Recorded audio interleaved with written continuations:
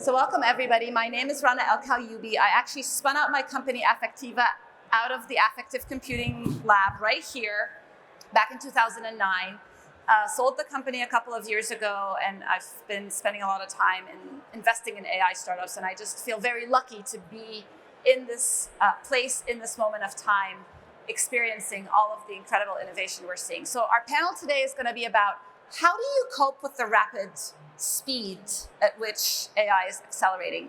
How many people here feel that every day, every week, there's new advances and it's hard to keep up? It is hard to keep up. So I'll give an opportunity to each of my panelists to introduce themselves, and then we'll dive right in. Sure, thank you, Rana. Manish Goyal, I'm an operating partner at Berkshire Partners. Berkshire is a private equity fund based in Boston. We invest in mid-sized companies across sectors, consumer, healthcare, industrials, business services, and tech, so a broad swath of the economy. I lead our work on AI and data science. And what that means is, in that role, I get a chance to work with all 30 plus of our companies. And I'm working with them directly on some of the challenges that you mentioned that they're facing in terms of how to actually introduce this into their operations and how to train and equip their workforces. Excited to be here. Amazing. Just quick follow-up. Do you have like a blueprint that you take into these companies to help them become AI-driven? So the way Berkshire works, it's more doing it in partnerships. We don't have a blueprint, but what we do have is we run an AI working group, which brings in a lot of experts. And then where we found the most value is actually solving the last mile problem, which is actually tailoring each of these use cases for the companies. So we go in, we work with them on the highest business problems, and that's where we found the biggest use, and we can talk more about that. Very cool, great. Lynn? Hi everyone, I'm Lynn. I'm CEO and co-founder of Fireworks AI. Before Fireworks, I've been at Meta for 7 years, mainly building out Meta's AI platform, supporting all billions of users across all product lines. And we started Fireworks because it took us more than 5 years to bring Meta to be AI first. And we really feel like the whole entire industry is shifting to be AI first at the same time. And we want to reduce the time to leverage AI from 5 years to 5 months to even 5 weeks. So that's our mission. And right now we are laser focused on generative AI, and we provide the fastest and lowest TCO platform to enable all application builders and products building on top of GenAI. So I love your origin story. You were part of the core team that built Meta's PyTorch, which a lot of people here have probably used, if you're in the AI space. So what was the kind of the motivation for leaving Meta and starting your own thing? Right. So I was head of PyTorch. When I started, PyTorch was 5-people team and grew that into 300 people. And also took us 5 years to fully productionize PyTorch, supporting all Meta's surface areas of AI. That's quite a journey.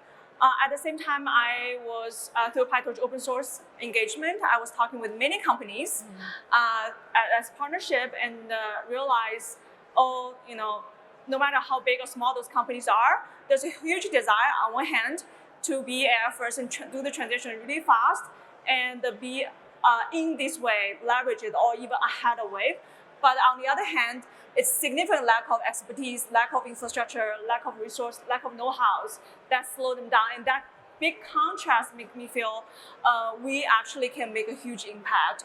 And we can significantly reduce the time to market, bring the business impact and business value by alleviate operation aspect and kind of help those companies transition faster. And now it comes to GenAI. And this velocity of change is significantly improved. It's going crazy right now. As you just said, as of now, today, Meta just released their newest model, Llama 3. And earlier this week, we just enabled the new Mistral model. So the velocity of change is constant. And we are here to help all the applications built on top of GenAI to do not worry about that and just leverage the platform we have and focus on your product building. Amazing. Will? Hi guys, my name is Will Kofel. I am A longtime startup founder, actually MIT alum. My first startup was I was on the founding engineering team at Akamai Technologies when we spun out of MIT in 1998. So some of you here are old enough to remember the dot-com boom the first time around. So it's great to be in another exciting revolution here. After a long stint of doing kind of every role in the startup ecosystem, I'm currently leading NVIDIA's Inception program, which is our scaled startup support program. So we have almost 20,000 startups that are in our program today, including both of the startups on the stage today, mostly coincidentally, actually. So a ton of great startups. So it's really amazing to have this kind of front row seat to see the innovation happening around AI from this place of kind of being able to support them. It's really awesome. As a startup founder, you spend a lot of time focused on one particular company at a time. So I think we were always jealous of the VCs who we felt had this portfolio approach to innovation, and now I get to see the scope of kind of 20,000 startups innovating on AI. So super excited to be here and always love this event. I have to say, Affectiva, my company, was part of the NVIDIA Inception program, but I believe that was before you had joined NVIDIA. And it was just an amazing way to get access to an incredible ecosystem. As a startup, you don't necessarily have that access. So it was really powerful. So for any startups here, definitely consider the NVIDIA Inception program. Yes, look that up. And then also if you're a VC here, because I know there's a lot of investors, we also have a great relationship through our VC Alliance with VCs, both to sort of help them get access to startups, to work with their portfolio companies also. So feel free to reach out to me if you've got either role. I think my big question for you is, how do we get some NVIDIA AI chips? Yeah, right? I have a bunch of H100s in my trunk, so see me afterwards. That's awesome. I thought that this is for me. That's for you. I promised. I would give him my chips. Sorry. That's great. There. So sorry about the You're good. late or early. So my name is Yair. I have a PhD in computer science, and this is the second startup that I'm participating. This one I'm the founder and the CEO. A startup called Bria. We are doing responsible and open generative AI. Last time that I was in Boston was 14 years back when I did internship at Harvard, and my girls was 1 year old. Now they are 14, 15. So it's really nice to come back to Boston. Great. Who are the customers of Bria? Who was the customer for Bria? We took a different approach. We don't have application, so it's not a B2C, and it's not even for designer. We develop the platform to enable other companies to use this technology. And we give this technology as an open source, the model themselves and the weights.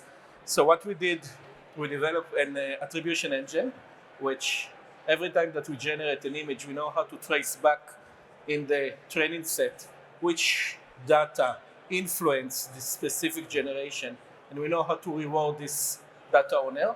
Same like Spotify, if you think about it. This is how the music streaming started with Pirate Bay and then moved to Spotify, which know how to reward the data owner. So we did this attribution engine. With this attribution engine, we have agreement with almost 20 different image stock provider, which gave us all of their catalog. So every data that we are using is fully legal, fully licensed for generative AI. We train it from zero. And now we have a model which is perfect for enterprise to use it to build their own innovation solution. So it can be WPP and Publicis. It can be media companies like Fox. It can be creative tools like, if you think about companies like Canva and Figma, they all need this model, but there is no economic for them to create it from scratch, even though the chips are in the truck. It's quite expensive. Make sense? Yeah, I love the emphasis on the data. We've had a lot of conversations today about the importance of data in this AI equation. And I love that you are making sure that it's the AI is explainable, the model is explainable, and that it's a very responsible approach to building these models. So this is why we call it responsible and open generative AI platform. It's not only the data ownership, it's also public figures, privacy, trademarks, fairness, bias. If you start in using the data that built for commercial use, and you train the model with data that built for commercial use, then you get also a platform that you can use with less risks.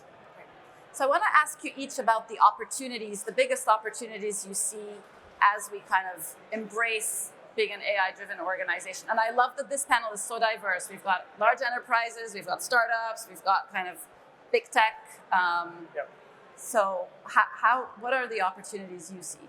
Yeah, so the biggest opportunities we've seen in companies is those are doing it really well. Are people who are thinking about both productivity use cases as well as revenue generation, right? So the productivity use cases have been talked about all day, right? Conversational AI, call centers, chatbots, knowledge surfacing, etc.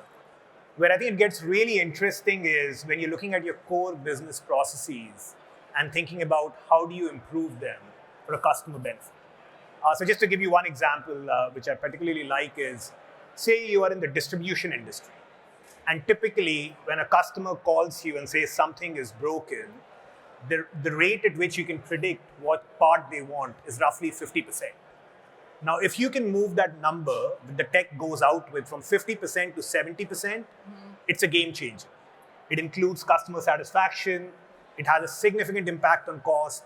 You can stock a lot more.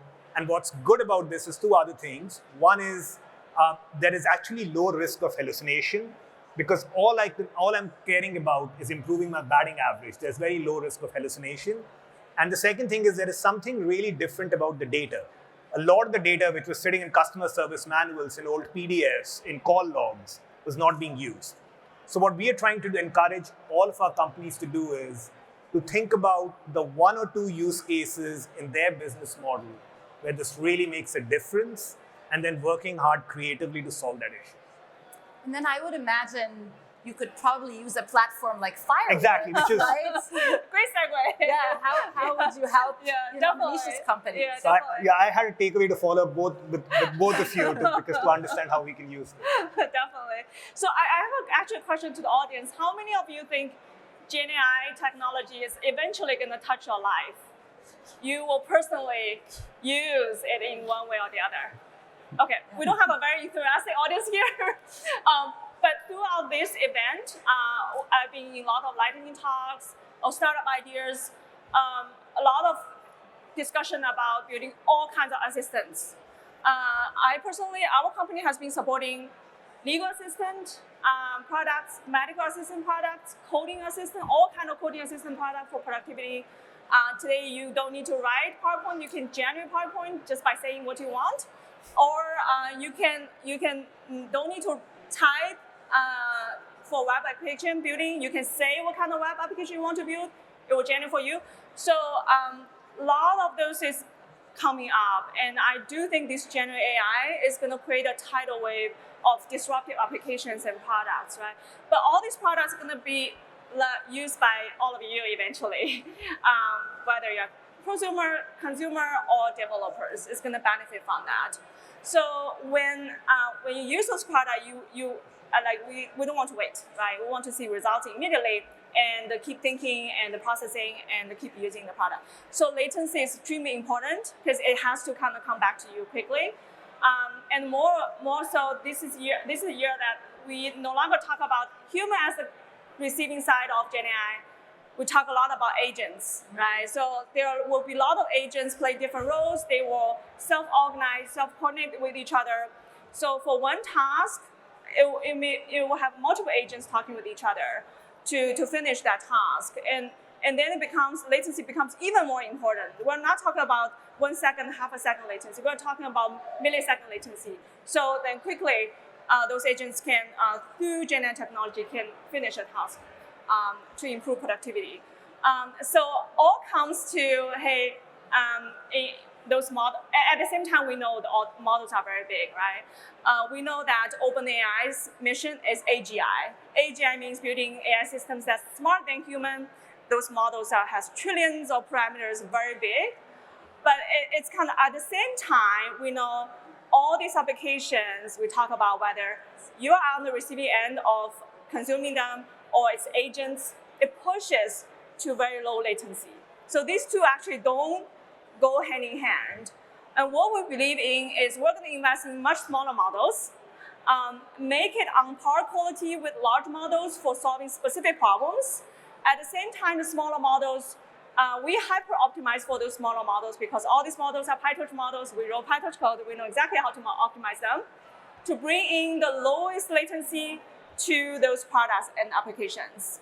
At the same time, we will also bring the lowest TCO because, hey, those models run on top of GPUs. We know GPUs are very expensive resource, and kind of we make it affordable to new application builders and product builders. So that's kind of very exciting to me, that kind of direction. And what Fireworks is doing is you're lowering the barrier to entry for any company, including startups that want to leverage generative AI in their product portfolio. So Will, out of all the, how many companies do you have in the Inception I think program? we're just over 19,000. Yeah. Okay, so in that kind of universe of startups that you're supporting, where would you say the bulk of the opportunities are in the AI stack? Is it like, where is it? Is Yeah, it so I guess I'll take a bit of a cop out, but I think it's the natural extension of this velocity. So if we really are in a place where we all agree there's huge amounts of change, I mean, you never know. Maybe wherever we are on the hockey stick, you could debate, but we're somewhere on that curve right now.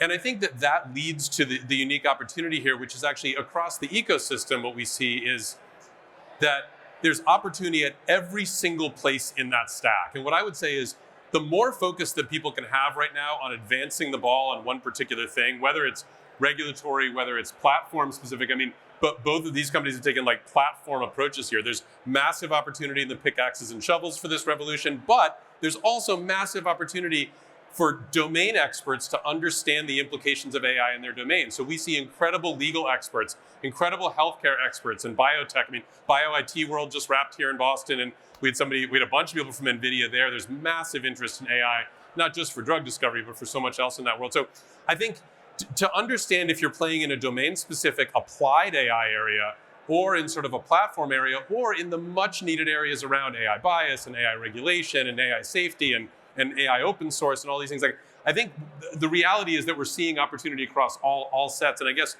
the last thing I'd say on that is, because that's the reality today, I would encourage companies to be partnering as much as possible. Like, own the part that you're going to move the ball forward on, and then partner the heck out of everything else, because just that opportunity, like a rising tide is going to lift all boats. So the more partnership we can do, I think the better. Absolutely. Gary, you are in the kind of the AI space, safety and responsible AI space. What do you think about all of the upcoming AI regulation? Is that good news? Like, how does it affect your business? I don't think that I'm in the responsible AI space. I think that AI should come with responsible. I agree and with also with security and also with privacy. Yeah. No one says, well, I'm developing an application and my application has privacy because it's clear. Right. So the way we suggest to think about it is that the same when you develop something, when you have go-to-market, when you have design review, and you think about elements like privacy and security and scale, you need also to think about responsible AI, which basically means to take accountability of what you do. If you don't take the accountability, I hope that the government will come and create regulation that help you to aim where is how the accountability should look like. I will give two perspectives here. First, 10 years ago, when we started with the privacy regulation, everyone thought that this is crazy. I thought that it will not succeed. And after 2 years, oh wow, it's actually a good thing, right? Yeah. We are all in favor of that today. There was some market education, but we are all agree that it's important. Same will happen with the AI regulation. The other side of it is that we need to be careful that big companies will not use that to prevent other companies not to be part of the game. Because there are great opportunities for platform and for startup, but also for existing companies. And you see today companies like Publicis and WPP, which are the advertising agencies, Red Bull, which is Red, and they are all hiring AI expert, computer vision, machine learning groups to start develop that. And they need the source code. So we need to balance the regulation that it will help society and will not create monopoly or do monopoly to other companies. Yeah, absolutely.